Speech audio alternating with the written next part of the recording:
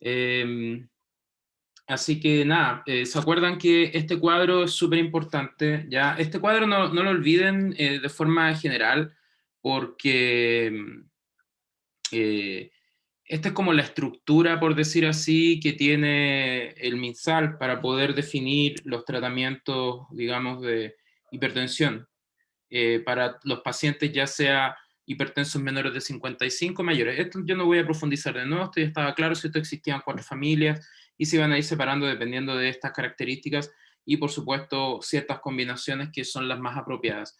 Y lo que venía después era esto, ¿cierto? Esta tabla que define un poco para qué sirve cada familia y para qué son utilizados realmente.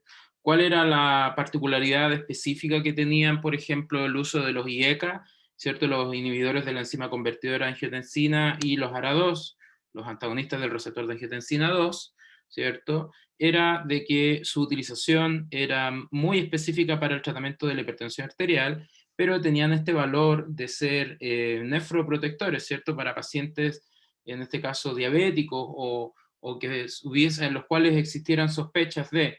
Entonces, que no les extrañe de que cuando ustedes después estén en APS o en el sistema secundario, eh, ver mucho la utilización de los sartán o enalapril. ¿Cuál era la gran diferencia entre los IECA y los ARA? Era de que los, si bien generan efectos muy similares, ¿cierto? Los ARA2 no producen el efecto adverso de la tos, que es como lo que hace de que tomar la decisión terapéutica, ¿no? De que qué voy a utilizar y qué no. Entonces, hoy vamos a ver los beta bloqueadores, antagonistas del calcio y los diuréticos, ¿ok? Que son, al fin y al cabo, las 3 familias como más importantes que se pueden ir asociando y que son de interés para este capítulo, ¿no? Entonces, vamos a partir con lo que son los beta bloqueadores, ¿cierto? Esto va muy de la mano con todo lo que es, digamos, eh, ¿cómo se llama esto de el sistema adrenérgico, ¿cierto? A ver, que creo que se me fue, no quiero, ahí está. El sistema adrenérgico, ¿cierto? El sistema simpático, en el cual la noradrenalina es el neurotransmisor que está encargado de llegar a ciertas zonas específicas, donde también yo les hice el comentario que tenían que reforzar esto, que es netamente fisiología general, digamos, del sistema nervioso autónomo. Entonces, aquí hay que tener súper claro de que estos compuestos beta bloqueadores lo que hacen es antagonizar, ¿cierto?, competitivamente estos receptores, ya sea los beta 1 o los beta 2, dependiendo de dónde estén distribuidos, ¿cierto?, porque eso ya lo habíamos analizado en algún momento, sobre todo en la parte de farmacodinamia, así es que no lo recuerdan, repásenlo, yo igual se los voy a volver a comentar, y resulta de que algunos de ellos tienen una actividad agonista parcial, que se les llama, ¿ok? O sea, también podrían estar generando un efecto contrario al efecto que están generando de forma normal. Y a esto también se le llama actividad simpático-mimética intrínseca, ¿ok? Eso quiere decir de que pueden ser tanto agonistas como antagonistas, pero es en casos muy particulares, ¿bien? Y en específico, en los fármacos que normalmente se utilizan en atención primaria, por ejemplo, ninguno tiene esa actividad, sino que prácticamente son todos bloqueadores, digamos, competitivos, ¿ok? Porque solamente se usan 2, o sea, como de forma general. Fíjense, de toda una familia tremenda se usan solamente 2. Se utilizan específicamente, ¿cierto?, para la hipertensión, la insuficiencia cardíaca. De hecho, estos fármacos están dentro de los grupos que se suelen asociar más para el tratamiento de la insuficiencia cardíaca, y resulta de que ellos también van cambiando un poco las formas en las cuales pueden ir actuando en el sistema cardíaco, por lo que se le pueden utilizar para un sinfín de otros tipos de patologías relacionadas con el corazón. Entonces ahí encontramos también su uso como antianginosos y también antiarrítmicos. Entonces hay familias específicas, o sea, algunos de estos son muy utilizados o se encuentran dentro de los grupos de fármacos antiarrítmicos que son muy utilizados. Bueno, también se utilizan, y esto creo que no sé si alguien lo habrá visto, lo habrá vivido o sabe de esto, pero muchos de estos fármacos también se utilizan para estas cefaleas que no tienen un componente, o sea, que tienen un componente más bien neuropático, más que por un daño físico o por algún proceso inflamatorio. Entonces, por ejemplo, el uso de propranolol hoy en día ya ha sido desplazado un poco de su rol como antihipertensivo y tiene más un valor también como un antimigranoso muy, muy, muy potente. Así que eso también es muy interesante de resaltar. ¿Ok? Bueno, y también, por supuesto, asociado a lo mismo, porque como está interviniendo de una forma u otra en la fibra nerviosa, ahí también se asocian a algunos otros fármacos para el tratamiento de los trastornos de pánico, o, por supuesto, en el caso específico del propranolol, es muy utilizado para los casos severos de tirotoxicosis, o sea, en el caso de los hipertiroidismos severos. ¿Ok? Entonces, ¿por qué ocurre eso? Porque en la tirotoxicosis, en el hipertiroidismo, lo que ocurre es de que empieza a haber una estimulación simpática excesiva. Entonces los efectos noradrenérgicos son muy exagerados.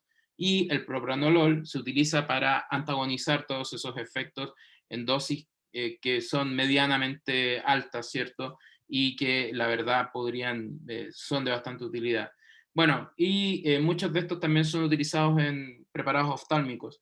Bueno, y ya basado en eso, es como la generalidad específica.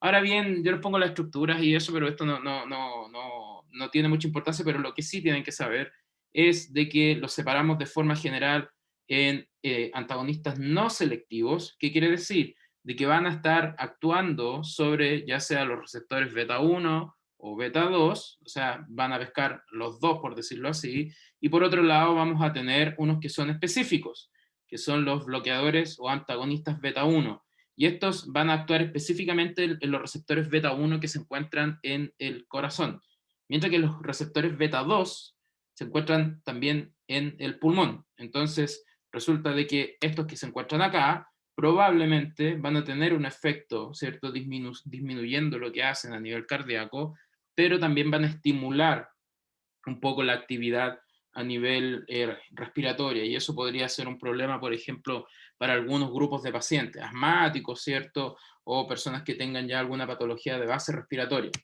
Y por acá abajo encontramos dos que son muy, muy específicos, que uno de ellos también es muy utilizado en APS y en secundario, que es el carvedilol. Y el carvedilol hoy en día tiene un uso muy específico, sobre todo en pacientes que tienen insuficiencia cardíaca que no ha podido ser controlada, y a la vez se utiliza mucho para pacientes que han sufrido ya un infarto al miocardio. Y normalmente esto se suele dar post todo ese periodo como, digamos, un cardioprotector, en cierto sentido, porque hoy en día se ha descubierto que el carvedilol no solamente genera un bloqueo beta mixto, también alfa, por eso son específicos estos dos, sino que también tiene otros mecanismos que van relacionados con actividad antioxidante, producción o evitar la producción de sustancias oxidadas del oxígeno o del nitrógeno, etcétera. ¿Okay? Tiene actividad también eh, antiinflamatoria por ahí y la verdad que tiene mucha utilidad hoy en día. ¿Bien?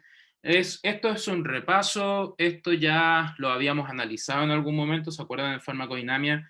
¿Qué era lo que me interesaba a mí? Esto que está aquí, fíjense, los receptores beta 1 donde se encuentran, en el corazón, generan estimulación.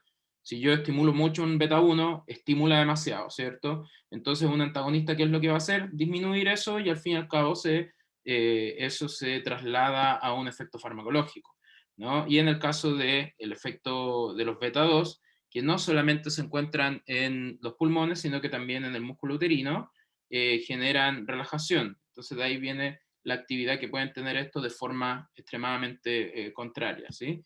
Y esto viene mucho mejor acá, descrito, y esto lo habíamos hablado también anteriormente. Estos son los que nos interesan a nosotros, ¿ok? Que serían estos antagonistas, ¿cierto? Que son antihipertensivos y antiarrítmicos. Mientras que compuestos que tienen la actividad agonista beta 2 son broncodilatadores, mientras que un antagonista beta 2 genera broncoconstricción. Entonces, por eso ahí está el gran problema que tienen los que son no selectivos, como es el caso del propranolol, ¿ok? Entonces, ojo con eso, hay que tenerlo muy atento.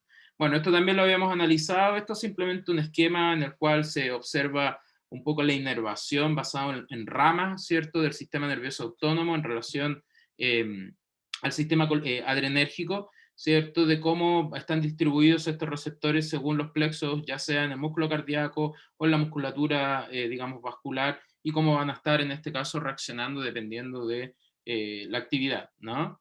Pero esto sí es importante. Y como les comentaba hace un rato, existen, si bien existen, así como en todas estas familias de fármacos que ustedes van a ver un montón de actividades y un montón de nombres en particular, lo bueno es de que el sistema hoy en día recopila solamente una pequeña cantidad que resultan ser bastante efectivos hoy en día para el control de ciertas enfermedades. Entonces, en ese sentido tienen muy buen valor. Entonces, aquí lo mismo que les había puesto en estructuras, ¿cierto? Anteriormente, pero tabulado. Entonces, fíjense, los que son no selectivos beta 1, beta 2, tenemos un listado súper amplio, donde el propranolol es como el cabeza de serie. Resulta que el propranolol también tiene esta actividad agonista inversa, muy leve. Mientras que selectivos beta 1, que son los más utilizados como una alternativa, digamos, eh, digamos, apropiada dentro de este esquema que vimos al inicio, ¿cierto? El atenolol es uno de los más utilizados en el sistema primario de atención, ¿ok? En dosis de 50 miligramos que no pueden exceder los 100 miligramos al día, o sea, serían 50 miligramos eh, una vez cada 12 horas, entonces serían 100 miligramos al día. No pueden superar de esa dosis, entonces mantienen al fin y al cabo el control sobre la presión arterial sin generar esta actividad sobre los receptores que están en el pulmón. Ya cuando tú avanzas, por ejemplo, en pacientes que son derivados, por ejemplo, a cardiología, ¿ok? Y esto lo tienen que tener súper claro igual, va a llegar un punto en el cual, por ejemplo, el tratamiento que se le está administrando al paciente ya no sirve. O sea, no, tú ves que la presión ya no la puede controlar, la presión ya no le baja de 145,98, ¿ok? Que eso ya es una hipertensión que transiciona de primaria a secundaria. Entonces, en ese caso, normalmente al paciente se le deriva ¿cierto? Al especialista cardiólogo, a cardiología, y él o la especialista lo que hacen es añadir algún otro análogo de estos u otras familias de fármacos. Y ahí encontramos al bisoprolol en particular, se usa mucho hoy en día. O también la utilización de carvedilol o reforzando un poco el tratamiento con estos, ayudan un montón. Bien, entonces si se dan cuenta, aquí aparece esta leyenda, estos que tienen este color un poco, digamos, más llevado como a un barro, ¿no? Mejoran la insuficiencia cardíaca estable, mientras que el que está con la línea, digamos, verde, ¿cierto? Es el más utilizado. Y es como les comentaba, el sistema primario de salud es lo que más se usa. Ya, teniendo en claro eso y teniéndolo que no se les olvide, eh, ¿qué efectos tienen de forma general o para qué se usan o cuál es el valor terapéutico que tienen este tipo de compuestos? Resulta de que estos tienen efectos antianginosos, así como tienen efectos antihipertensivos. Entonces, fíjense lo que hacen cuando son utilizados como antianginosos. Disminuyen la frecuencia cardíaca, pueden disminuir la contractibilidad y el gasto cardíaco, por ende, disminuyen el consumo de oxígeno, lo cual es súper bueno para la musculatura cardíaca y pueden disminuir el flujo coronario total, pero acompañado de redistribución del flujo, como aparece acá, mejorando la irrigación en ciertas zonas. ¿Qué es lo que pasa? Esto es dosis dependiente. O sea, si por ejemplo el atenolol parte con 50 miligramos, si tú vas aumentando la dosis, les dije ya que no podías superar 100, pero hay casos que yo he visto y la literatura los describe también, que a veces superan esa dosis. Y resulta de que tú cuando aumentas la dosis o llega a una dosis muy alta, disminuye mucho más lo que habíamos comentado y el gasto cardíaco también. Entonces es contraria la actividad.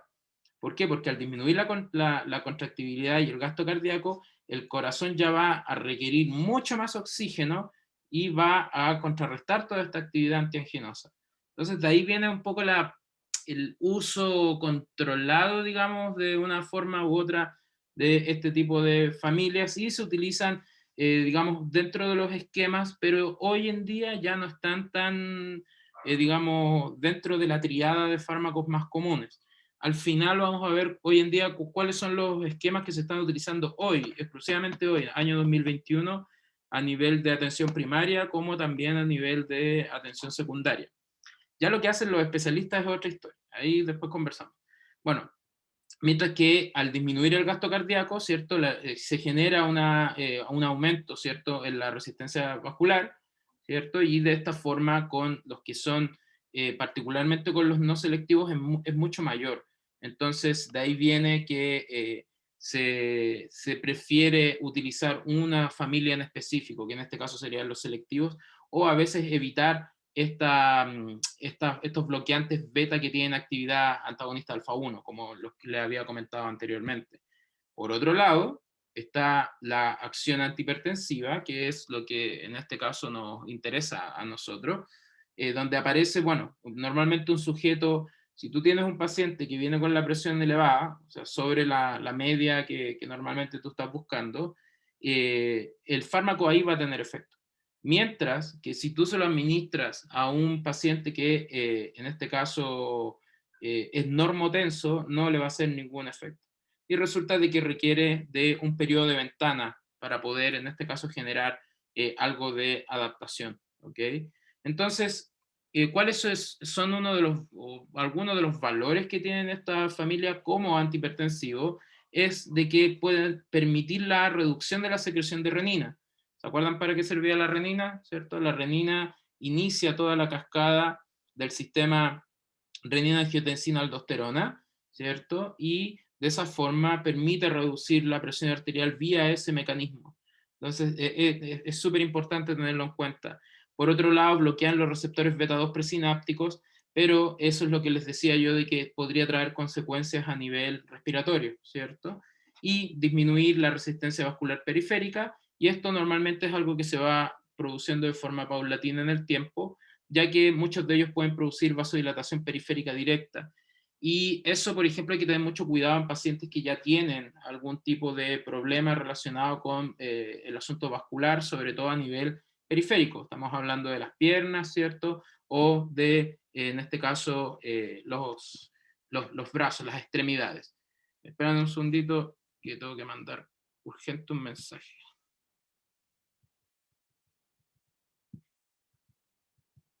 Entonces, teniendo en cuenta eso, vamos a hablar un poco digamos, de los compuestos específicos. Dentro de ellos encontramos al propranolol, ¿cierto? Que es un estabilizador de membrana, que al fin y al cabo, a ver, ¿cuál es el tema de que sea un estabilizador de membrana? Resulta de que todos estos fármacos de por sí tienen algún grado de interacción con los receptores, ¿cierto? Adrenérgicos. Entonces, el hecho de que sea un estabilizador de membrana, no sé si se acuerdan cuando vimos al inicio de la primera clase, aparecía una célula y aparecían diferentes tipos de mecanismos dentro, de corrientes de potasio, de calcio, ¿cierto? Y todas esas corrientes son dependientes de iones, ¿cierto? Entonces, para que, digamos, una membrana pueda funcionar y actúe una proteína, un receptor, necesitas que haya un intercambio de algunos iones. Entonces necesitas estabilizar esa membrana y este fármaco en particular lo permite. Entonces, esa estabilización de membrana la realiza de la misma forma como lo hace un anestésico local. ¿Ok? Entonces, por eso acá, acción tipo AL, anestésico local. Y carece de esta actividad simpática intrínseca, ¿cierto? De esta actividad, digamos, ASI, que la había explicado al inicio, pero en realidad no es como de gran valor. Pero lo que sí es interesante es de que propranolol hoy en día es uno de los antihipertensivos más utilizados y como les comentaba tiene muchas otras utilidades hoy en día. El gran problema es de que no se lo puedes administrar y tienen que tener siempre ojo cuando vean a un paciente, por ejemplo, que tiene alguna patología de base respiratoria, ¿ok? Como, por ejemplo, asma, enfermedad pulmonar obstructiva crónica, y si ven que está con propranolol, ustedes ahí pueden dar una alarma, ¿cierto? Una alerta de que quizás no es el tratamiento más apropiado. Bueno, se utilizan mucho para estas tres patologías. Por el otro lado, hay otros de estos tipos de compuestos que, si bien tienen sus particularidades farmacológicas, que en este caso no estabiliza membrana, carece de esta actividad, disminuye la presión intraocular, por lo que específicamente el timolol se usa en vía oftálmica, se utiliza como colirio, ¿ok? Y puede producir algunos efectos adversos en pacientes asmáticos porque, como es no selectivo, puede generar esta estimulación a nivel de broncoconstricción respiratoria. Y esto también puede traer problemas para pacientes que tienen insuficiencia cardíaca crónica. ¿Ok? Bueno, otros usos del propranolol, como les decía hace un ratito, la migraña, la verdad que hoy en día es súper, el valor que tiene, la verdad que es como una selección bastante particular que pueden a veces tener los médicos de usar propranolol cuando ya las alternativas que existen no funcionan. También existen otras que también se utilizan, como por ejemplo la carbamazepina, se suele utilizar mucho, los derivados del GABA, que actúan a nivel de la fibra nerviosa, etcétera. Bueno, por otro lado, los temblores musculares que van en relación de lo mismo, la ansiedad también, asociado normalmente a tratamientos ansiolíticos, y para el tratamiento de la supresión del alcoholismo, pero esto es como muy específico, porque va en relación con lo de la ansiedad específicamente. Entonces, como permite esa reducción de la ansiedad, se asocia a veces a algunas benzodiazepinas, como el diazepam, para pacientes que están pasando por la deshabituación con el alcohol. Bien, entonces, por eso propranolol, o sea, que se les quede claro, grabado eso, dentro de los no selectivos, propranolol es lo más utilizado, ¿ok? Y lo van a ver siempre. Por otro lado, si nos vamos a los cardioselectivos, ¿cierto? Como los beta 1, aquí encontramos el atenolol, y es el que les comentaba. Carece de esta actividad simpático-mimética intrínseca, ¿cierto? Y tiene una dosis de 50 miligramos al día, que es lo que normalmente se suele dar para iniciar un tratamiento. Lo que les decía, se puede llegar hasta 100 miligramos, que es como la dosis máxima, y al fin y al cabo, si tú aumentas, esto es un tema que ocurre con muchas familias. Si tú, por ejemplo, partes con una dosis de 50 y ustedes ven que le están dando una dosis de 50 a un paciente durante una semana o 2 semanas y ven que el control de la presión no se ha mejorado, probablemente le van a aumentar a 100, ¿cierto? 50 en la mañana, 50 en la noche. ¿Para qué? Para que en la noche no haga estos procesos de hipertensión nocturna, que es muy común en los pacientes que, por ejemplo, están en los adultos mayores, descompensados, etcétera, o que tienen ya una hipertensión más severa. ¿Qué es lo que pasa?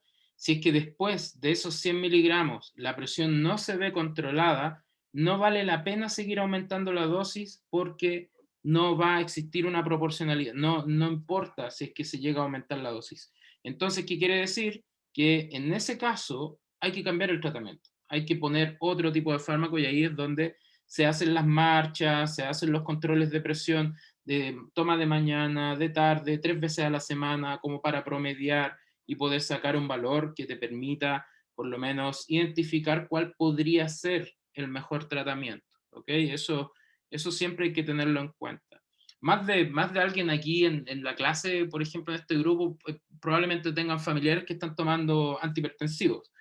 Y por ahí yo puedo asegurar de que más del 80% va a estar tomando ya sea un IECA o un ARA, losartán, un enalapril y un diurético, qué sé yo. Y muy poca gente quizás va a estar tomando alguno de estos. En particular por ahí el carvedilol yo creo que es uno de los que más resalta, pero estos de acá es muy extraño en realidad el efecto. ¿Cuál es otro de los grandes problemas que existe cuando se toman estos fármacos? Es de que pueden tener efectos sobre el metabolismo. ¿A qué me refiero? De que el atenolol, el propranolol y cualquiera de los que está en la familia puede producir o puede, en este caso, intervenir en el metabolismo de forma que genere hiperglicemia.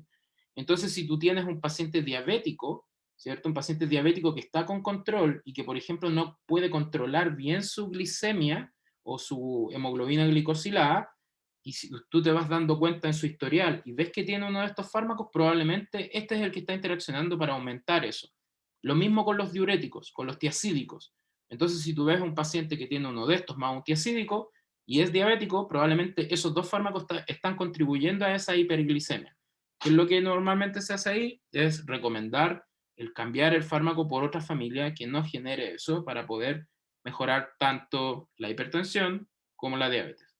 Bueno, normalmente se indica mucho en hipertensos con angina, esa es como la particularidad que tienen, y bueno, en pacientes que han tenido infarto agudo del miocardio y generan digamos, una suerte de cardioprotección, en cierto sentido. De ahí viene el valor que les decía yo del uso de carvedilol hoy en día. Por otro lado está el betaxolol, que también tiene las mismas características que el timolol, que lo vimos anteriormente, que se usa por vía oftálmica, ¿cierto? Pero la única diferencia es de que en este caso, es específico, es selectivo, y genera menos problemas respiratorios porque no está actuando de forma específica sobre esos receptores, ¿ok? Y eso hay que tenerlo en cuenta. Un detalle también que vale la pena mencionar es de que, independiente de que estos fármacos sean selectivos, si es que se aumenta demasiado la dosis, a veces estos suelen perder la selectividad, que se les llama, ¿ok? Entonces, eso también puede contribuir un poquito a que se generen efectos que tú no estás buscando. Bueno, los efectos de forma general bajan la presión arterial, disminuyen la frecuencia cardíaca, también disminuyen la fuerza contráctil, que es dosis dependiente. En el caso del atenolol, llegar hasta 100 miligramos, disminuye la conducción auriculoventricular, algunos de ellos tienen efectos antiarrítmicos, y disminuyen, como les decía, la liberación de la renina a partir de la nefrona, ¿cierto? De la zona del aparato yuxtaglomerular, y disminuyen el flujo simpático sobre los vasos sanguíneos y tienen este pequeño efecto antiarrítmico relacionado con los anestésicos locales. O sea, claro, es súper amplio, ¿no? Porque después ustedes, cuando estén trabajando, les va a tocar, por ejemplo, administrar algún antiarrítmico a algún paciente, y se van a dar cuenta de que, oye, sotalol, y el sotalol es un beta bloqueador, o propranolol, o el propranolol es un beta bloqueador, o el betaxolol, o el nebivolol, etcétera. Pero ahí ustedes van a decir, oye, esto me lo enseñaron como que servía para la presión arterial, y después van a recordar de que se puede utilizar para un sinfín de otros procesos. Bueno, otros efectos a nivel respiratorio, ¿cierto? Sobre todo los que son no selectivos, ¿cierto? Pueden generar estos problemas a nivel respiratorio de generar broncoconstricción, y de aquí viene la lógica de usar los selectivos, ¿no? Porque no tienen esos efectos. Efectos oculares, ¿cierto? Disminuyen la secreción del humor acuoso, y bueno, eso es una de las particularidades que tienen sobre todo estas familias, y esto es importante, que son los efectos endocrinos. Entonces, disminuyen la lipólisis inducida por el sistema simpático, o sea, por la liberación de noradrenalina, y disminuyen la acción hiperglicemiante de la adrenalina. Y aumentan, fíjense, las VLDL, los triglicéridos, el colesterol, disminuyen la HDL, o sea, tienen un efecto bastante interesante sobre eso. Reacciones adversas, si que son utilizados por tiempo extremadamente prolongado, dosis muy altas, pueden generar insuficiencia cardíaca, bradicardia, frío en las extremidades porque no hay un buen flujo en las zonas terminales en relación con el gasto de oxígeno que hablábamos al inicio, y tras la suspensión brusca, como cualquier fármaco a nivel cardíaco, podría llegar a generar el incremento de muerte repentina o muerte súbita, y eso suena como trágico en realidad, pero es algo que se puede en este caso controlar siempre y cuando el paciente, por ejemplo, está muy descompensado y hay que hacer una reducción del fármaco de forma controlada. Esa sería la forma lógica. Exacerbación del asma, que lo habíamos hablado, bueno, en trastornos del sueño y depresión, porque como tienen este efecto que pueden actuar sobre los plexos nerviosos, tienen esa actividad y pueden producir somnolencia. El caso del propranolol en algunas dosis bajas puede llegar a generar eso. O sea, puede generar, digamos, una sensación de calma y disminuir el dolor a nivel en este caso, de los plexos que están relacionados con ese dolor, esa neuropatía, pero también podrían llegar a generar somnolencia por la disminución de la presión a nivel central. Y lo que les decía, favorecen el aumento de peso y tienen efectos sobre el metabolismo y ¿cómo se llama esto de aumentar la incidencia en diabetes? Entonces, de ahí viene un poco el tema de las alteraciones de los valores de la glicemia. Así que mucho ojo cuando tengan ahí eso como en algún caso específico les vaya a aparecer un caso con un paciente con hartos fármacos y aparece uno de estos y es diabético, inmediatamente asumir que este podría estar alterando un poco la glicemia. Bueno, y dentro de los bloqueadores mixtos que habíamos comentado, ¿cierto? Que están simplemente el carvedilol con el labetalol, se suelen utilizar para el tratamiento de la hipertensión esencial, para en este caso insuficiencia cardíaca, y para la cardiopatía isquémica, en el caso de los pacientes que han sufrido un infarto agudo al miocardio. Y se suelen asociar a diuréticos tiacídicos para, en este caso, conferir esta actividad dismetabólica que es inexistente cuando se asocian estos dos. Entonces de ahí viene que normalmente se suele, cuando el paciente está con carvedilol, lo más probable es de que lo tengan con hidroclorotiazida para no tener que fomentar el efecto disglicémico que podría generar uno o el otro. Entonces esto es muy extraño y es muy particular sobre todo en el caso de la betalol, bueno, carvedilol en particular, en dosis que van desde los 6,25 miligramos hasta los 12,5 en particular. Dicho eso, lo que les decía de los mecanismos, ¿cierto? Fíjense en específico, el caso único, digamos, del carvedilol, este tiene, aparte de los mecanismos, ¿cierto?, de los receptores beta, etcétera, también tienen actividades sobre otras vías que están interaccionando ya sea con los canales de calcio, ¿cierto? Y los canales de calcio directamente tienen relación con la musculatura, ¿cierto? Con la contractibilidad muscular, pero también esto de la actividad antioxidante es muy importante y convierte en este caso al carvedilol como en un cardioprotector. Entonces, por eso es de que es muy utilizado, como les decía, en casos de pacientes que han tenido ya un evento cardíaco complejo, ¿cierto? Y después el tomar carvedilol sirve a modo de proteger al músculo cardíaco y toda la zona vascular para evitar que eventualmente puedan volver a ocurrir, ¿cierto?, estos tipos de eventos. Ustedes saben que esto igual va de la mano con digamos, el estilo de vida del paciente. O sea, si la persona va a estar con un mal estilo de vida, el medicamento no le va a servir absolutamente de nada. Bueno, interacciones con otros fármacos, bueno, hay bastantes interesantes, pero todas relacionadas básicamente lo mismo que ya conocemos. Por ejemplo, simpático-miméticos, bloqueadores alfa y agonistas beta pueden interaccionar. ¿Por qué? Porque actúan sobre el mismo blanco.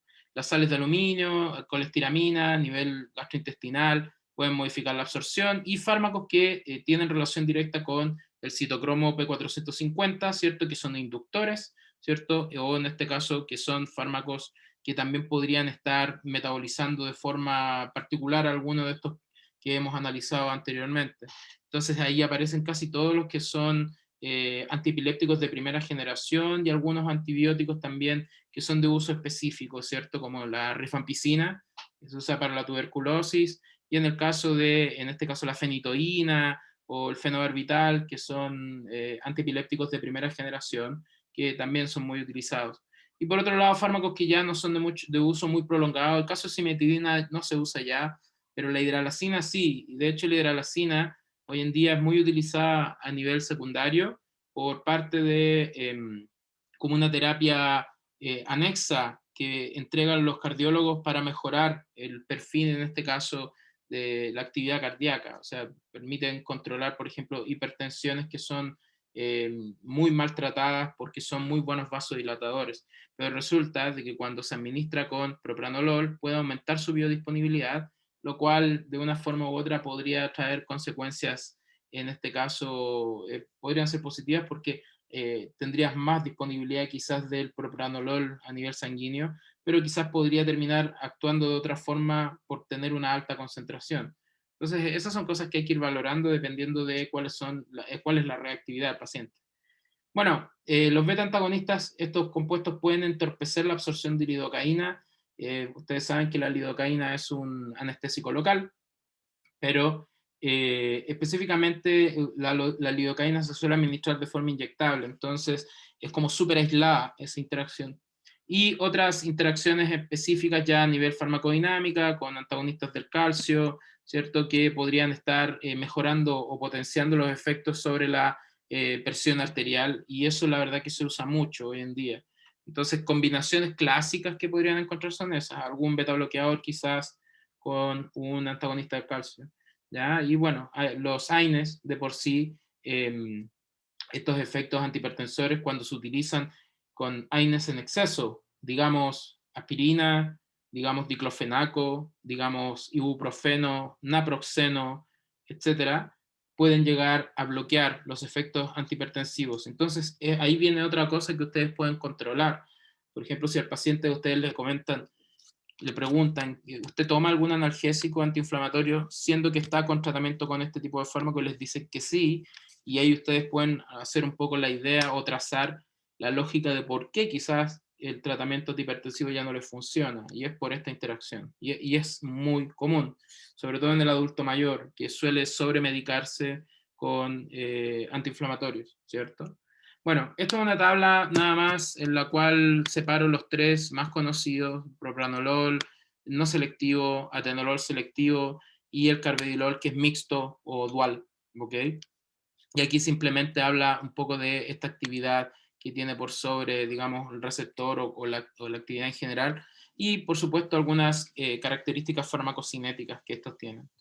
Bueno, dicho eso, continuamos con los antagonistas de los canales de calcio, y estos fármacos son muy, muy, muy específicos también, pero son de una utilización bastante amplia. Hoy en día, de hecho, en los protocolos de tratamiento cardiovascular a nivel de hipertensión arterial, considera a una familia específica de estos antagonistas del calcio como una alternativa esencial hoy en día, que es el amlodipino. Y el amlodipino ha pasado a ser un fármaco súper importante por las características que tiene en comparación con otras alternativas farmacológicas. Entonces, bueno, aquí viene un poco de historia, en realidad, de que partieron hace muchos años atrás, desde los años 60, cuando apareció el primer fármaco, que es el verapamil. Verapamil hoy en día, si bien es un antagonista del calcio, no tiene actividad o no se utiliza con el fin de antihipertensión, se utiliza mejor como un antiarrítmico, ¿ok? Y la misma historia con el diltiazem. Estos dos que están acá son antagonistas del calcio, pero pueden intervenir sobre el ritmo cardíaco. Mientras que los que son más utilizados a nivel como antihipertensivos son las dihidropiridinas, que se llaman. Y dentro de ellas encontramos al nifedipino, al amlodipino, nicardipino, nitrendipino, etcétera, etcétera, etcétera. ¿Cuál es el mecanismo de acción que tienen? Que lo vamos a ver a continuación, pero acá viene de forma muy general. Lo que hacen es bloquear de forma competitiva el movimiento del calcio a nivel del potencial de membrana. ¿Se acuerdan del potencial de membrana? Bueno, si no lo recuerdan, lo vamos a analizar a continuación igual. A través de un canal que se llama el canal lento de calcio. Porque el calcio fluye, a ver, piensen en una cosa, tenemos una célula, ¿cierto? Y en la célula hay movimiento de iones, sodio, potasio, calcio, ¿cierto? Que ocurren a través del potencial de membrana, y eso ustedes se los enseñaron. Pero resulta de que hay muchos tipos de canales que permiten el traspaso de estos iones. En el caso de los canales de calcio, existen los canales rápidos y los canales lentos. Los canales lentos permiten de que el flujo de calcio pueda ser tan bien distribuido que permita un muy buen movimiento y contractibilidad a nivel muscular. Entonces, de ahí viene un poco esa justificación.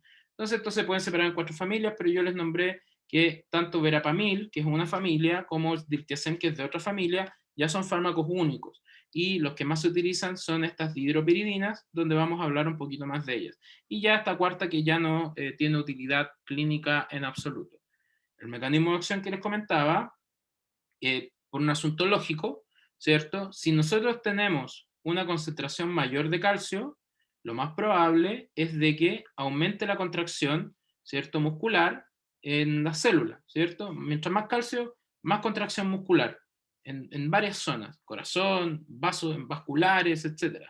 Mientras que estas concentraciones de calcio pueden variar, ¿cierto? Pueden haber muchas variaciones. Entonces resulta de que hay otras sustancias en nuestro organismo que permiten que este calcio sea muy bien utilizado o no. Entonces ahí es donde vienen los famosos autacoides, que son sustancias secundarias, ¿cierto? Algunas sustancias proinflamatorias, etcétera, etcétera, etcétera. Bueno, los antagonistas del calcio, estos fármacos, lo que hacen es unirse a los canales de tipo lento, que son sensibles a las dihidropiridinas, que son esta familia donde está el amlodipino, nifedipino, y disminuyen el flujo de calcio. Lo disminuyen, no lo bloquean completamente, ¿ok? ¿Por qué? Porque el calcio tiene que seguir fluyendo, la membrana tiene que seguir generando intercambio de iones, ¿bien? Y particularmente estas dihidropiridinas, con, en este caso, verapamilo y diltiazem, tienen diferentes zonas de unión en el receptor para el canal, en este caso del calcio, que es importante comentarlo. Pero esto sí es más interesante. Entonces nosotros, fíjense, acá tenemos, por ejemplo, el nifedipino. ¿Ok? El nifedipino, por un lado, lo que realiza es, fíjense, esta flecha está gruesa en amarillo, ¿no? Su acción principal es vasodilatación del lecho arterial. Al generar esa vasodilatación, ¿qué es lo que va a ocurrir? genera una inhibición del espasmo coronario, disminuye la demanda de oxígeno, por ende, disminuye la presión arterial y también la resistencia periférica. Ese es como el mecanismo que tienen ellos. Pero si ven por el otro lado, abajo, es muy pequeña la actividad que tiene sobre las funciones cardíacas relacionadas con el ritmo cardíaco, que en este caso están por acá. ¿Y cómo lo hacen? En este caso, inhibiendo el canal de calcio que interviene en el intercambio de este calcio con otros iones, en este caso sodio en particular, pero también el potasio va a estar ahí involucrado porque el calcio llega a un punto en el cual empieza a generar corrientes de intercambio con el potasio, eventualmente. Mientras que por otro lado, fíjense, verapamilo y diltiazem tienen tanto la actividad de vasodilatación en el lecho arterial, pero a la vez tienen esta función de inhibir funciones cardíacas. ¿Y qué es lo que ocurre acá? ¿Se acuerdan de la estructura del corazón? ¿Cierto? Tenemos el nodo sinoauricular, ¿cierto? El nodo auriculoventricular, y tenemos al final la red de Purkinje. Y todo esto es una red eléctrica, ¿no? Y toda esa red eléctrica funciona gracias a ¿qué? Al impulso nervioso. ¿Y ese impulso nervioso a qué se debe? Al potencial de acción. Y el potencial de acción son solo iones que se están moviendo por la membrana. Entonces, ¿qué es lo que hace este fármaco? Lo que hace es disminuir la frecuencia cardíaca, ¿ok? Actuando sobre la taquicardia refleja, en particular que se puede producir por nifedipino, y la conducción auriculoventricular disminuye, por ende, la contractibilidad disminuye. Entonces, por eso tienen un muy buen uso como antiarrítmicos. ¿Ok? Entonces, eso que no se les vaya a olvidar. Si yo les llego a decir, oye, estoy usando nifedipino como antiarrítmico, no tiene mucho valor porque la mejor actividad la va a tener verapamil y diltiazem. Hoy en día, ¿dónde vamos a encontrar más verapamil y diltiazem? Por ejemplo, en el sector secundario. En el sector primario no se utilizan estos fármacos. ¿Por qué? Porque particularmente los antiarrítmicos se utilizan de forma inyectable. Por ejemplo, cuando un paciente llega con una crisis, una crisis de ritmo cardíaco, no le van a dar una pastilla por la boca, el paciente no está quizás consciente en algún sentido. Entonces le inyectan ya sea verapamilo o diltiazem para poder controlar al fin y al cabo el ritmo cardíaco. Y ya cuando el paciente entra en conciencia, es probable que empiecen con un tratamiento por vía oral. El mecanismo de acción está lo mismo que les había dicho, ¿cierto? ¿Qué es lo que se acuerdan de esta figura que está acá, que es el potencial de acción? ¿Qué es lo que hace el potencial de acción, cierto? Primero genera un flujo, en este caso de sodio, que después se va intercambiando por los otros iones, ya sea el calcio y eventualmente por potasio, para luego volver a una restauración de la bomba, en este caso de la sodio-potasio ATPasa, que restaura de forma base, ¿cierto?, la membrana. Pero particularmente estas tres familias, ¿cierto? Las dihidropiridinas, el verapamilo y el diltiazem, actúan, en este caso bloqueando el canal, pero el flujo de calcio, o sea, no alteran las, digamos, capacidades del potencial de acción. O sea, bloquean el canal de calcio sin alterar el potencial de acción. El potencial de acción tiene que seguir ocurriendo. O si no, ¿qué pasa si se bloquea? Pues el paciente se muere, ¿no? Porque no va a haber un intercambio de iones que permita, en este caso, la conectividad nerviosa, ¿no? Que eventualmente se va a traducir en movimiento muscular, etc.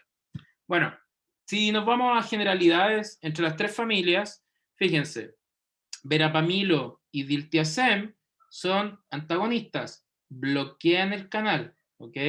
Entonces, resulta de que ellos tienen uniones específicas en el receptor, eso yo no lo voy a tomar, pero el caso de las dihidropiridinas es muy especial porque son antagonistas, pero a la vez son agonistas, o sea, pueden cerrar y a la vez pueden abrir el canal. Y de ahí viene un poco la justificación para que el canal siga funcionando, el canal de calcio. Pero esto que está aquí abajo es lo más importante, que después viene con otro esquema. Fíjense, el efecto cardiovascular, ya sea de las dihidropiridinas versus el verapamil y el diltiazem, fíjense el efecto que tienen, en este caso, sobre la vasodilatación periférica. Las dihidropiridinas aumentan la vasodilatación periférica y los otros dos también. Sobre la presión arterial, la disminuyen y la disminuyen. Sobre el ritmo cardíaco, la aumentan y esto lo disminuye o no tiene ningún efecto. Mientras que ya sobre aspectos más de la función del corazón, sobre la conducción del nodo áurico-ventricular, estos no tienen ningún efecto, mientras que estas disminuyen esa actividad, y sobre la contractibilidad no tiene efecto o es moderado, es muy poco. Pero esto va a depender, esa moderación va a depender de la dosis, o sea, si la dosis de nifedipino es muy elevada, probablemente ahí va a existir esa actividad moderada. Mientras que en el caso de verapamil y diltiazem disminuyen la contractibilidad. Entonces, eso se explica mejor acá. Yo tengo todos estos que están acá, son derivados de dihidropiridina. Ahí está la amlodipina, ¿cierto? El amlodipino que tanto les he comentado, y por acá está el nifedipino. Y acá abajito está diltiazem y verapamilo. Fíjense en lo que aparece en esta parte superior de la tabla. Nos aparece primero la vasodilatación, ¿cierto? La supresión de contractibilidad, supresión del automatismo del nodo sinoauricular, ¿cierto? Y la supresión de la conducción del nodo auricoventricular. O sea, estos dos que están acá tienen más relación con las funciones del corazón, con la contractibilidad. Mientras que esto que está aquí, quizás, primero, por supuesto, la vasodilatación en relación con la presión arterial. Entonces, fíjense el caso de la vasodilatación del amlodipino es de 5, mientras que la de la nifedipina también es de 5, diltiazem 5 y verapamilo 4. Supresión de la contractibilidad del corazón, 1, y aquí 1, y estos 2 y 4. Mientras que la supresión, en este caso a nivel de los nodos, aquí nada, casi nada, y estos, fíjense, 5, 5, 5, 4. Entonces quiere decir de que la actividad de estos como antiarrítmicos es mucho mejor. Y eso no lo olviden nunca, ¿ok? Así que eso es súper importante que les quede claro. Por otro lado, si bien parecen ser fármacos bien, la verdad son bastante buenos, funcionan muy bien, sobre todo sobre todo el amlodipino hoy en día se utiliza mucho dentro de las terapias, pero tienen un gran detalle, tanto verapamilo, diltiazem y estas dihidropiridinas, es de que, bueno, si bien en aspectos de biodisponibilidad están súper bien, etcétera, sus efectos se inician en tiempos bastante cortos, bueno, a excepción de amlodipino, que tienen una absorción un poquito más lenta, pero su acción es un poquito más larga, y muchos de ellos, como el caso del nifedipino, tienen formas de liberación controlada, o sea que ya no hace que tenga que dar tres dosis al día para un paciente, sino que con una diaria el paciente está bastante bien. Y bueno, farmacocinéticamente, como les decía, unión a proteínas, bastante bien, las vidas medias hasta 64 horas, muy amplias. Este es en el caso de los nifedipinos de liberación retardada, pero tienen un montón de interacciones. Interaccionan con un montón de fármacos y la verdad que eso a veces dificulta un poco la actividad o el uso prolongado de este tipo de, digamos, tratamientos. Entonces, bueno, aparece por acá la biodisponibilidad de algunos, aumenta con el consumo de jugo de pomelo. Ahora me acordé, les tengo que compartir la presentación que hice de interacciones de hierbas y alimentos, ¿cierto? Que di por un curso. Así que ahora me acordé, se los voy a enviar después. Y tanto verapamilo como diltiazem tienen metabolitos activos en menor medida, y las dihidropiridinas tienen metabolitos que son bastante, digamos, inactivos en cierto sentido. Espérenme un segundito.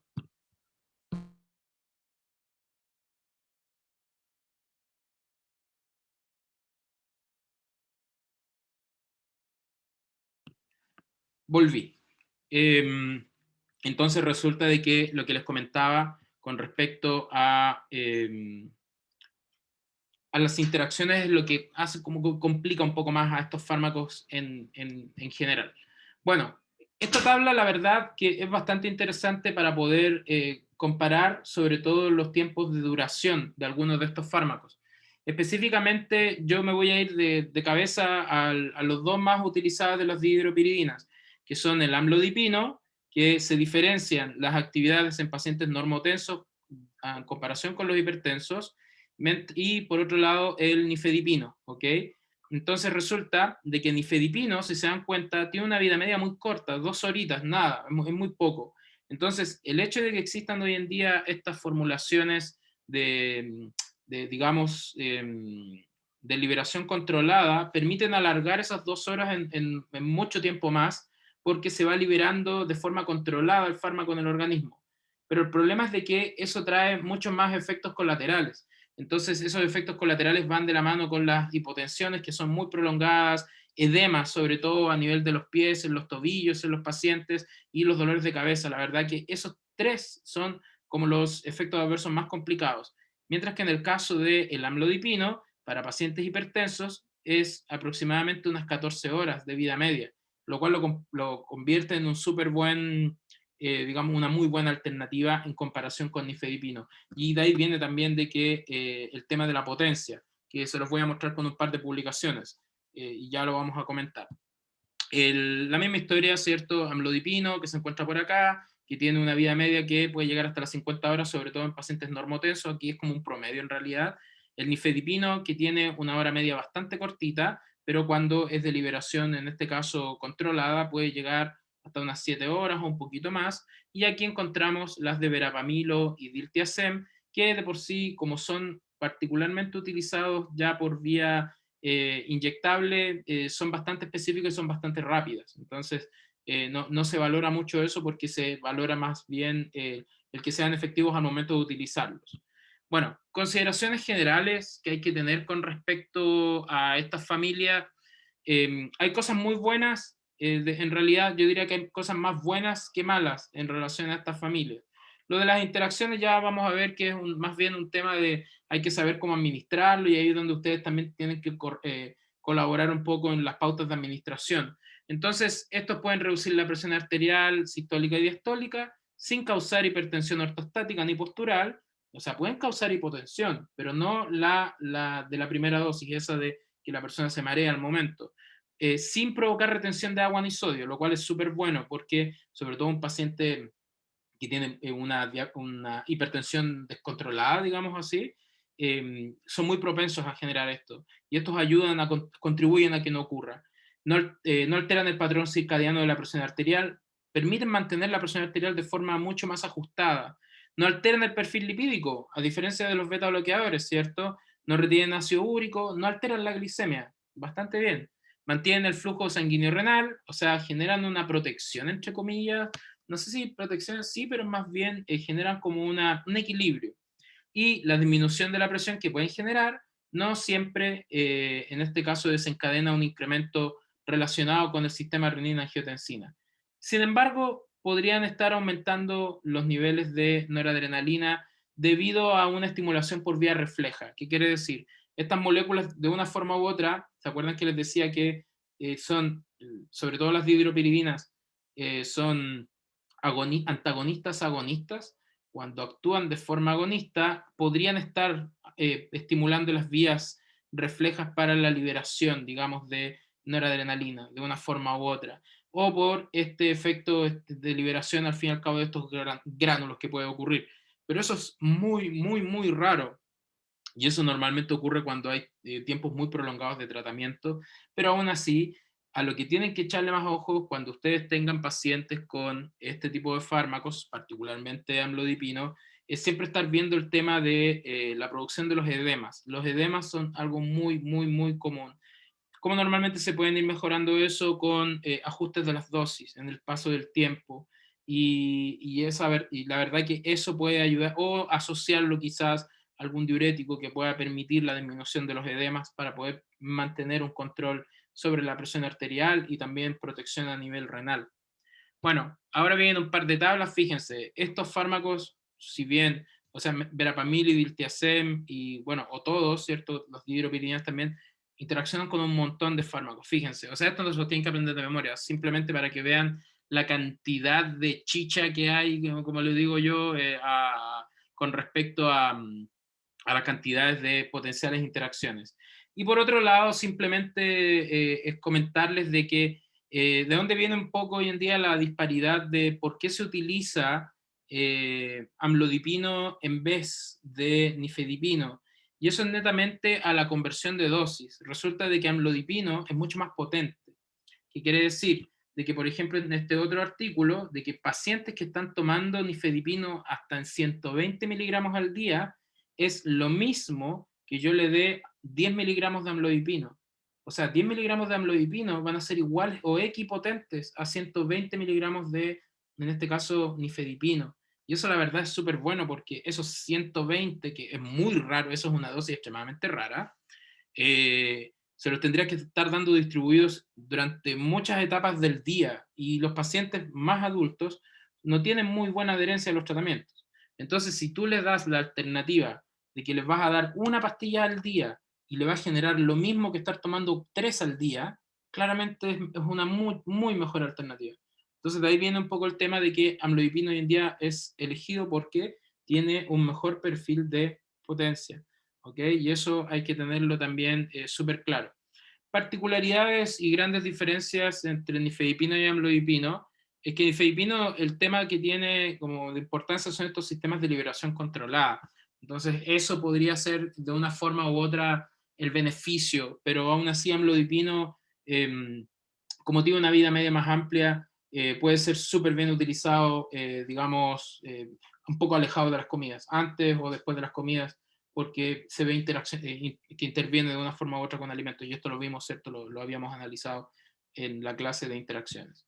Y ya terminados los antagonistas del calcio, pasamos a los diuréticos, y esta es como la última parte de la clase, en donde, bueno, los diuréticos yo creo que todo el mundo sabrá acá que lo que permiten al fin y al cabo es disminuir esta retención de líquidos que pueden estar ocurriendo ya sea por procesos relacionados con la presión arterial o a nivel cardiovascular o renovascular, ¿cierto? Y lo que hacen es provocar un aumento en la eliminación de orina debido a la inhibición de la reabsorción de cloruro sódico y agua.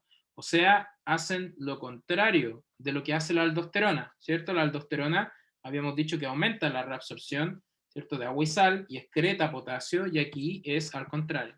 Entonces, fíjense, ¿para qué se utilizan los diuréticos? Para la eliminación de edemas, sobre todo cuando hay pacientes hospitalizados, se suele utilizar mucho el tratamiento de la insuficiencia cardíaca asociados a otros tratamientos, disminución de la presión arterial y la profilaxis del shock renal, sobre todo en pacientes que están con tratamientos hospitalarios. Aquí encontramos muchas familias, ¿ok? Y nosotros solamente vamos a nombrar algunos de ellos, no todos, los que más se utilizan en realidad. Entonces, hoy en día, los que más se utilizan a nivel de atención primaria son los diuréticos tiacídicos, como la hidroclorotiacida, y de hecho, hoy en día, yo creo que dentro de todos los esquemas, es como el que más está siendo utilizado. Por otro lado, hay diuréticos que son un poco más potentes, como los diuréticos de alta eficacia o diuréticos de ASA, ¿cierto? Como la furosemida. Estos particularmente se usan a nivel hospitalario para la reducción de la producción de los edemas. Se usa de forma inyectable. Entonces, de esa forma se puede controlar mucho mejor un edema. Mucha gente no tiene muy claro de que un diurético, o sea, la presión arterial se puede controlar por la orina. O sea, una persona que orina de forma constante después de la administración de esto es beneficioso para ellos. Entonces ahí es donde uno también tiene que educar en qué momentos del día tomar el medicamento. O sea, no tiene mucho sentido a veces recomendar tomar por la noche un diurético, porque eso quiere decir de que va a estar durante toda la noche orinando. Entonces hay que controlar un poco esas situaciones. Por otro lado, hay fármacos que permiten ahorrar potasio, o sea que el potasio no se elimine, que no se excrete. ¿Por qué? Porque lo que habíamos dicho de la aldosterona, que era, la aldosterona lo que hace es reabsorber agua y cloruro, ¿cierto? Y sodio, y excreta potasio, y el cuerpo requiere de potasio. El cuerpo requiere de potasio para intercambiarlo con sodio y restaurar la bomba, para restaurar en este caso la membrana, y poder generar potencial de acción, ritmo cardíaco, etcétera, etcétera, etcétera. Entonces hay algunos diuréticos que te permiten ahorrar potasio para necesidad, y dentro de ellos está la espironolactona. Y también hay otros que normalmente se asocian. Y ya después los diuréticos osmóticos, no vamos a hablar de ellos, pero eso normalmente cuando los pacientes están hospitalizados y no pueden orinar de ninguna forma, les inyectan estos diuréticos osmóticos, que básicamente lo que hacen es forzar al cuerpo a que puedan eliminar todo el líquido. De la misma forma que, por ejemplo, existen estas sustancias para laxantes, ¿cierto? Que permiten en este caso evacuar a los pacientes en caso de que el paciente no pueda hacerlo, en el caso de la lactulosa, específicamente cuando hay shock o cuando hay, bueno, algún tipo de problema gastrointestinal. Y por último tenemos diuréticos inhibidores de la anhidrasa carbónica, como la acetazolamida, que hoy en día tiene un uso muy, muy, muy particular, no tiene un gran valor clínico o en atención primaria. Esto se usa más, por ejemplo, en fisiología de alturas, pero tiene, la verdad que tiene un historial bastante interesante. Donde ahora voy a entrar es un tema que ustedes deberían manejar extremadamente bien, porque ahora les voy a mostrar dos esquemas que van a aparecer geoglifos, o les van a aparecer papiros, en realidad no van a entender nada en algunos casos, así que no se vayan a asustar de lo que les voy a mostrar, porque esto se los tenían que haber enseñado en algún momento. Pero yo voy a repasarlo de forma muy rápida, porque esto tienen que estudiarlo ustedes. Yo les voy a decir de dónde los tienen que estudiar. Bueno, esta tabla, créanme, está en inglés, pero esta tabla resume de la mejor forma posible los diuréticos. Así que les doy de recomendación desde ya que esta tablita tradúzcanla. Si a quienes no puedan leerlo en inglés rápidamente, lo traducen. Y esta tabla les va a ayudar a definir inmediatamente para qué sirve cada uno de los diuréticos o las familias. Entonces tenemos los osmóticos, que no vamos a hablar de ellos. Tenemos, fíjense, los inhibidores de la anhidrasa carbónica, donde actúan el sitio de acción en la porción proximal del túbulo contorneado, ¿cierto? Y el mecanismo es la inhibición de la anhidrasa carbónica renal y disminuye la reabsorción del bicarbonato de sodio. Súper al grano, nada más. Mientras que los tiacídicos, ¿okay?, actúan en la porción cortical de la porción ascendente del asa de Henle y en el túbulo distal, y lo que hacen es inhibir al simportador de sodio cloruro. Mientras que los diuréticos de alta eficacia o los, en este caso, diuréticos de asa, ¿cierto?, actúan en la porción gruesa ascendente del asa de Henle y lo que hacen es inhibir un sistema de transporte a nivel luminal para los tres iones más importantes, como el sodio-potasio, que se intercambian por dos cloruros. Este es importantísimo porque resulta de que este sistema, al tú inhibir ese sistema, es lo que permite de que estos diuréticos sean los más potentes, porque aquí estás interfiriendo con todo, ¿ok? O sea, es como que fuerzas al fin y al cabo.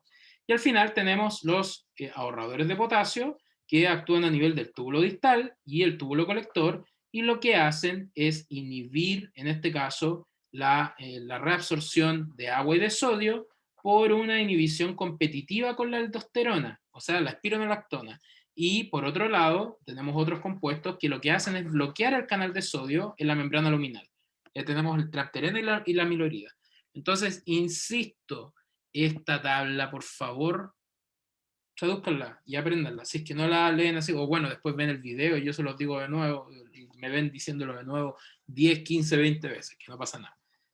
¿Por qué? Porque vienen estos dibujos. Así que si quieren estrés, aquí tienen estrés. Pues resulta de que esto es como una estructura general de lo que es la nefrona, ¿cierto? Y en la nefrona yo creo que a ustedes la habrán enseñado en fisiología renal, cuál es la disposición de cómo los iones se están moviendo, cómo se genera el intercambio de iones con agua, ¿cierto? Y la generación de tampones, ¿cierto? Y el pH, que está muy involucrado en esta porción. Entonces, lo único que yo quiero que esto lo estudien, lo analicen. La verdad que esto se ve muy complejo, pero en realidad es muy simple. Tomen el libro de farmacología en esquemas y ese libro te explica cada sistema en 2 páginas. Y en esas 2 páginas te va a dejar esto clarísimo. Si es que no lo aprendiste cuando tenías que aprenderlo en algún momento, esto te va a ayudar un montón. Así que se los recomiendo, en serio, háganlo, háganme caso. Si no me hacen caso, cosa de ustedes, a mí me da igual. Así que nada, se los dejo claro. Bueno, acá tenemos por ejemplo, los diuréticos de asa. Fíjense dónde actúan, en la rama ascendente gruesa del asa de Henle y donde está el transportador triple, ¿cierto? 2 cloruros sodio-potasio, de un lado para otro, ¿no? Bloquean eso, entonces permiten que uno orine todo. Después tenemos, fíjense, acá actúan tanto los inhibidores de la anhidrasa carbónica y las tiacidas. Entonces, la acetazolamida lo que hace es inhibir la anhidrasa carbónica y al inhibir esa anhidrasa carbónica no va a haber una ruptura, ¿cierto?, del el ácido carbónico para que libere CO2 y agua que después se va a diluir y se va a volver a reformar, en este caso esta sal, que al fin y al cabo se convierte en un ácido, ¿cierto?, que permite la liberación de protones para el intercambio de su sal con sodio y permite una concentración interna ya sea de estos iones. Y eso suena complicado, pero en realidad no lo es.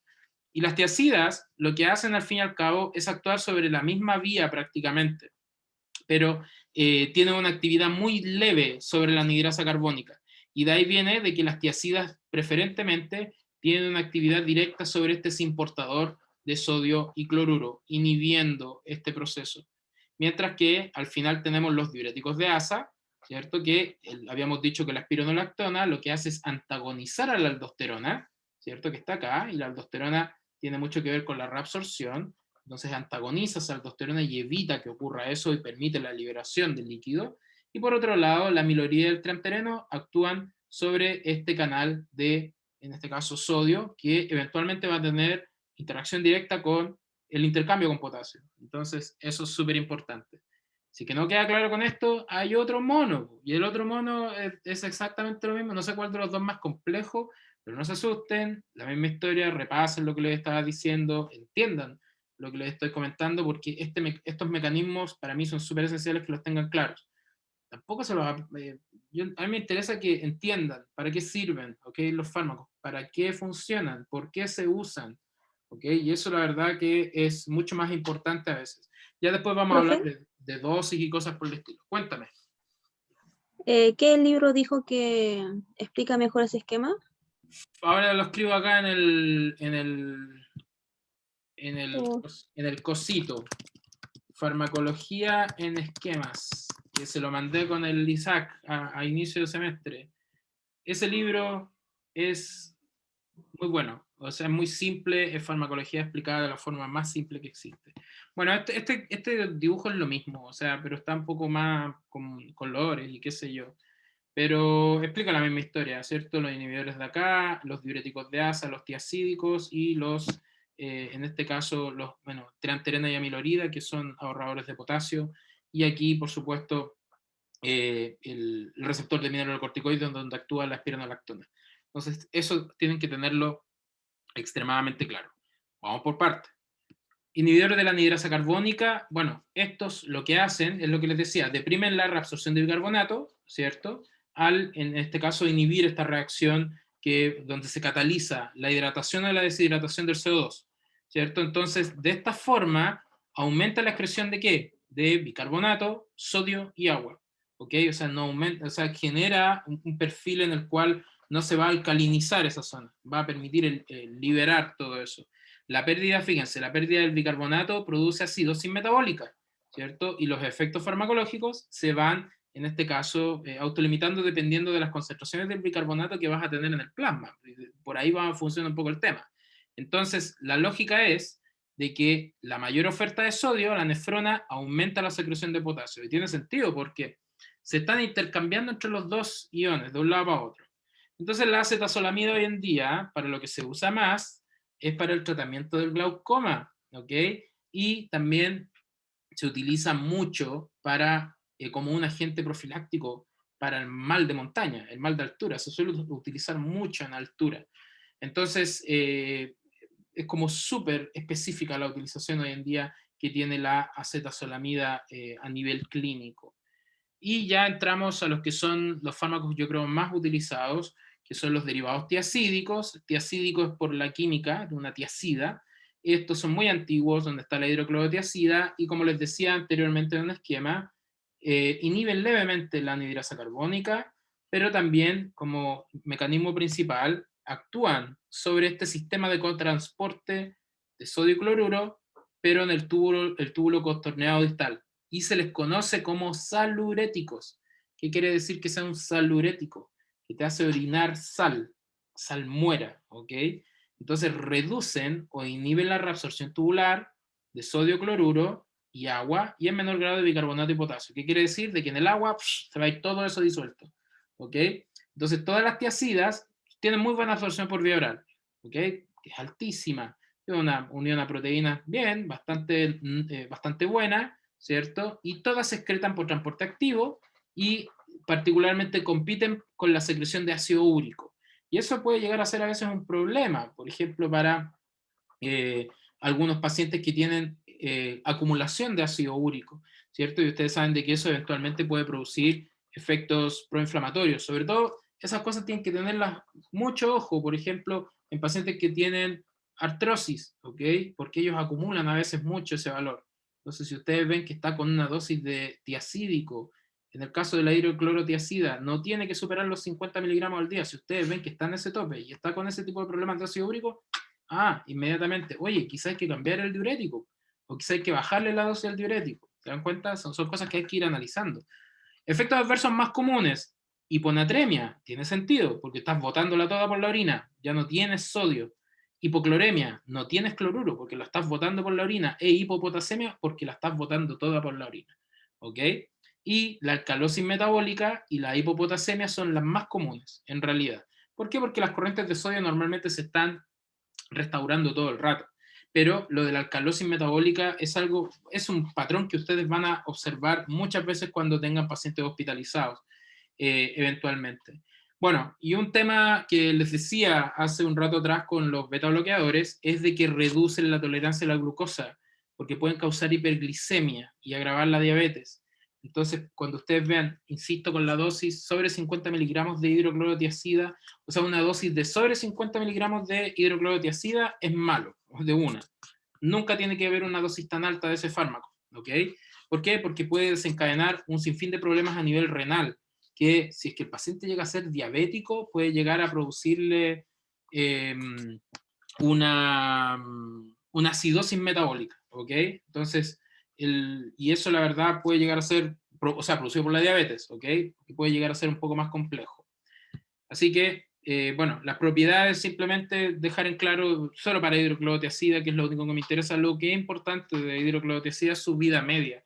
Tiene una vida media bastante amplia, son aproximadamente 15 horas, entonces igual actúa bastante en el tiempo.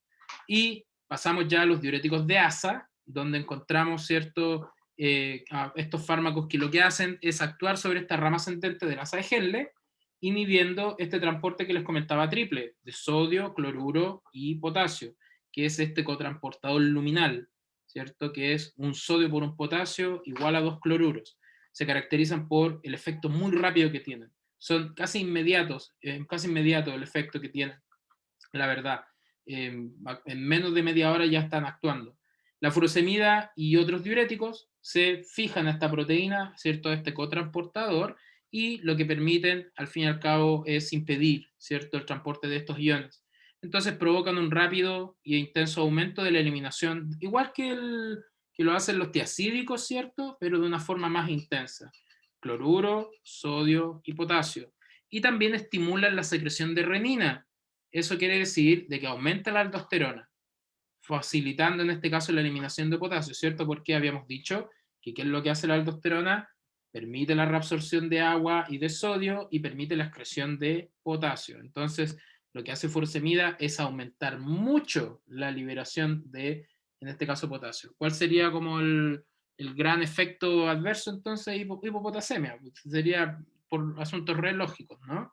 Bueno, tienen algún tipo de interacciones, pero no han sido muy descritas en el tiempo, con algunos otros fármacos. Lo que sí, furosemida, como les comento, eh, es de acción muy rápida, se suele administrar por vía inyectable, dosis que van de 40 a 80 miligramos y puede ser hasta 120 en algunos casos, y hay que saber titular bastante bien esas administraciones para no poder generar algún problema o algún daño renal. Muy utilizados para, en este caso, reducción de edemas, los van a ver mucho. Ustedes cuando estén viendo o haciendo un procedimiento de atención de enfermería en un paciente que está en UCI, hospitalizado, van a encontrarse a veces con la sorpresa de que tienen 2 o 3 diuréticos diferentes y que tienen más de 10 o 12 fármacos a la vez, donde ustedes tienen que ver la organización de la administración de muchos de ellos para que no interaccionen.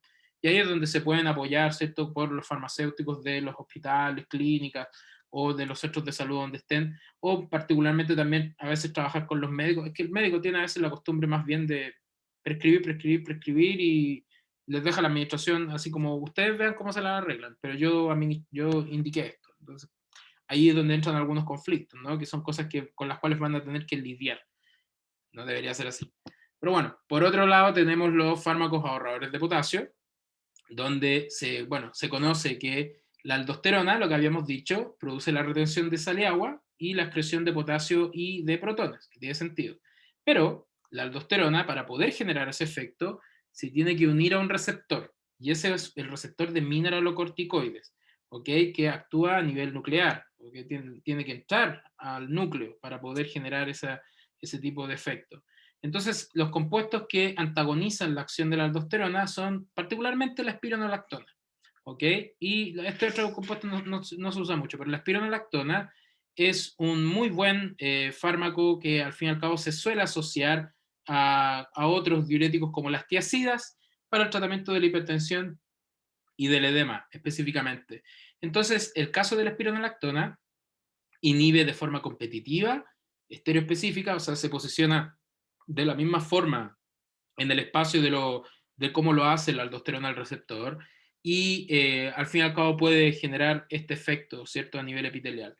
Y tiene una muy buena absorción, una muy buena, en este caso, actividad cuando administrado por vía oral, pero lo interesante es de que cuando llega la espironolactona, después de generar su biodisponibilidad y su actividad, genera un metabolito que se llama canrenona, y la canrenona aumenta en 10 veces, en este caso, la actividad de la espironolactona. Y eso es lo que hace que ésta pueda, en este caso, tener una, digamos, utilización bastante amplia en el tiempo. Y bueno, también habla un poco de la dosificación, o sea, la dosis de espironolactona que puede ir desde 25 miligramos, acá aparece, bueno, hasta 200, en realidad hasta un poquito menos, pero 25 miligramos es la dosis inicial con la cual ustedes normalmente van a tener que estar tratando. Por otro lado, habíamos dicho que estaban estos que antagonizan a aldosterona por su estructura química, pero por otro lado teníamos a los otros ahorradores de potasio, que son el triamtereno y la amilorida, y normalmente estos vienen asociados, se asocian siempre, vienen asociados con hidroclorotiazida casi siempre, furosemida muy raro. Y lo que hacen es provocando una inhibición de los canales de sodio que les decía, ¿cierto? Para, en este caso, estar bloqueando la reabsorción del sodio y al bloquear el sodio no hay, en este caso, secreción de potasio. Entonces, es de una forma u otra, evitan que el potasio se vaya, ¿no? Y lo acumulan. Y el efecto más común es la hiperpotasemia, ¿cierto? Entonces, normalmente lo que se suele hacer es contraindicarlo en pacientes que tienen problemas renales, tratamientos con IECAS, porque habíamos dicho que el efecto adverso de los IECA y los ARA2 era la hiperpotasemia, y en este caso pacientes que tienen suplementación con potasio, ¿cierto? Estamos hablando de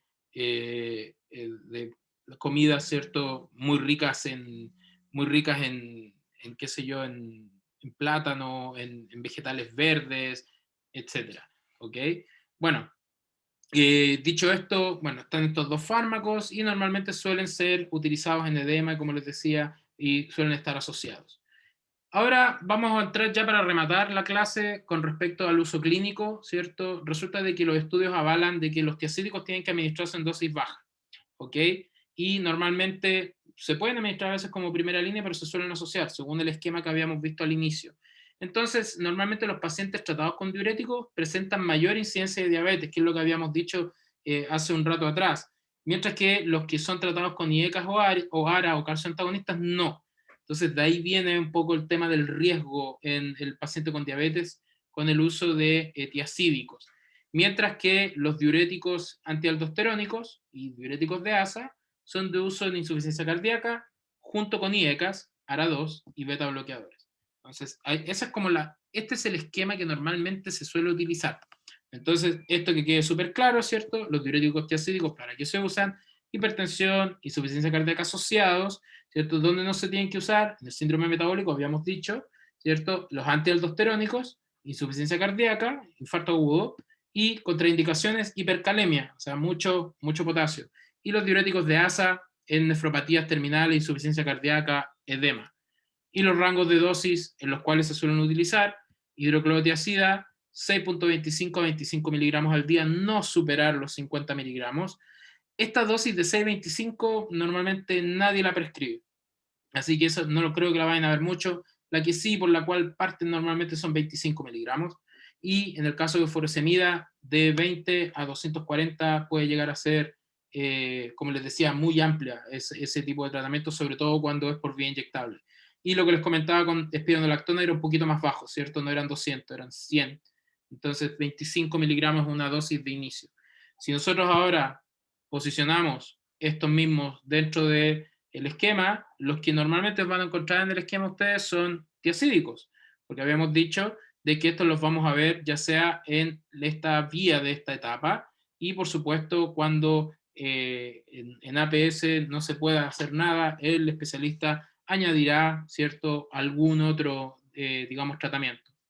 Esto nos lleva hoy en día a nuevas alternativas que existen hoy en día de tratamiento, que se están utilizando mucho. Estos son nuevos algoritmos para que tengan en cuenta de las cosas nuevas que se están tratando, porque para el momento que probablemente ustedes ya estén trabajando, muchos de estos algoritmos ya se van a estar utilizando y algunos ya se están utilizando hoy, pero con algunos fármacos intercambiados.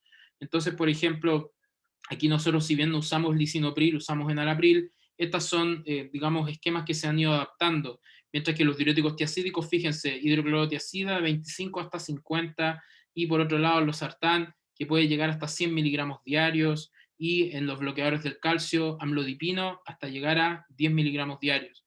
¿Ven? Y en el caso de espironolactona, hasta los 25, ya no subir más para no generar problemas, y normalmente a esos pacientes hay que estar controlándole las concentraciones de potasio, siempre, perfil renal, que no superen, según este esquema, 4.5 milimoles por litro, pero nosotros acá lo valoramos como mil equivalentes por litro, que serían no superando los 5.5 mil equivalentes por litro, que equivaldría por lo menos a ese valor que encontramos ahí dispuesto.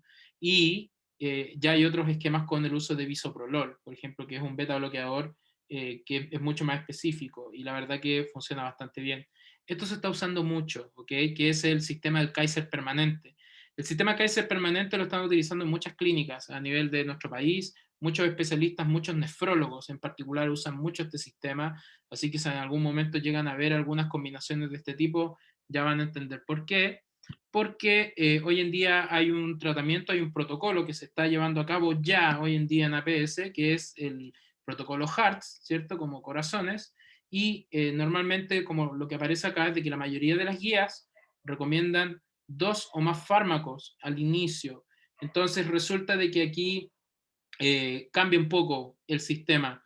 Entonces, todo con el fin de controlar la presión arterial. Entonces, para aumentar la probabilidad, para conseguir estos promedios de presión arterial promedio, hay que combinar, pero en dosis más bajas. Entonces, se va partiendo desde las dosis más bajitas hasta llegar a las dosis óptimas, no partiendo desde ya con una gran cantidad de fármacos en dosis elevadas, sino que ir escalándolo de la forma que el paciente pueda ir controlando de forma mucho más periódica la presión arterial. Entonces, este uso de combinaciones en dosis fija puede ser mucho mejor. Y bueno, más de 2/3 de los pacientes requerirá 2 o 3 fármacos en particular. Y ya les voy a mostrar el esquema. ¿De dónde viene el acrónimo HEARTS? ¿Cierto? Que viene de hábitos. Bueno, es por el acrónimo es en inglés, pero trataron de buscarlo en español a la traducción. Hábitos, ¿cierto? Evidencia, acceso, riesgo cardiovascular, trabajo basado en equipos multidisciplinarios. Esto hoy es muy potente. Y los sistemas de monitoreo. Y este esquema está descrito. Ustedes pueden descargar esto, si es que quieren se los puedo subir, que es este paquete técnico para el manejo de enfermedades del protocolo HEARTS. Ustedes pueden hacer este curso, de hecho, lo pueden hacer gratis en la página de la Organización Panamericana de la Salud, así como hay un sinfín de otros cursos que también los pueden realizar. Y aquí, si se dan cuenta, hay un protocolo de hipertensión, hay 6 tipos de protocolos diferentes, en los cuales vienen definidos partir con el tamizaje de presión, si es que la presión se encuentra en ciertos valores, se da un IECA-UNARA, ¿cierto? Después de un mes, si persiste, aumentar la dosis del IECA-LARA. Después de un mes, agregar un antagonista del calcio en dosis baja. Si persiste, aumentar la dosis completa de este. En el paso 6, agregar un tiacídico, y así. ¿Cómo funciona el sistema hoy en día? El sistema hoy en día, el paciente llega, se le declara hipertenso, se parte con un medicamento y se le manda para la casa por 6 meses. Y durante 6 meses no tiene control. Entonces tú no se sabe si el paciente realmente está teniendo un buen efecto. Aquí el seguimiento durante los primeros 6 meses es mensual, de forma tal que al paciente hay que mantenerlo de forma constante en control. Y eso la verdad es muy bueno porque puede permitir el favorecer quizás la adherencia a los tratamientos cuando hoy en día no existen. Y esta es tarea del equipo multidisciplinario, que se basa en esta lógica, protocolos, ¿cierto? Equipamiento y medicamentos. El trabajo basado en equipos hoy en día funciona muy bien. médicos, enfermeras, enfermeros, ¿cierto? Farmacéuticos, nutricionistas, etcétera. Y por supuesto todo lo que es el equipo de profesionales y todo el equipo técnico, que es infalible, o sea que en un sistema primario, secundario, sin el equipo técnico, en este caso los técnicos de enfermería a nivel superior, no se hace nada. Yo creo que son los más esenciales dentro de todo ese circuito, así que hay que valerse mucho hacia el trabajo que hace este grupo de funcionarios, ¿no? Y por supuesto los sistemas de registro y monitoreo. Esto es algo que hoy en día ya está implementado. Y mucho ojo, porque cuando eventualmente, ya cuando cambian la situación, eventualmente ustedes van a poder acceder quizás a ir a hacer prácticas. Yo tuve muchos alumnos de práctica de enfermería a los cuales siempre les estaba hinchando con la farmacología de ciertas cosas, cosa de que no se cayeran en cosas que fuesen tan, eso no lo vi, no me lo enseñaron, no, nunca hay que responder eso. Siempre hay que tratar de buscar la solución, tratar de buscar las respuestas, porque si no te va a salir un tipo pesado y desagradable y no te va a gustar lo que te va a pasar. Así que yo les recomiendo que vayan estudiando, vayan viendo estas cosas, porque cardiovascular es una de las cosas que más van a ver. En la próxima clase vamos a ver hipolipemia antes y vemos la revisión de la prueba y después ya entramos a diabetes, que también lo deben manejar súper bien. Así que nada, con esto terminamos la clase de hoy.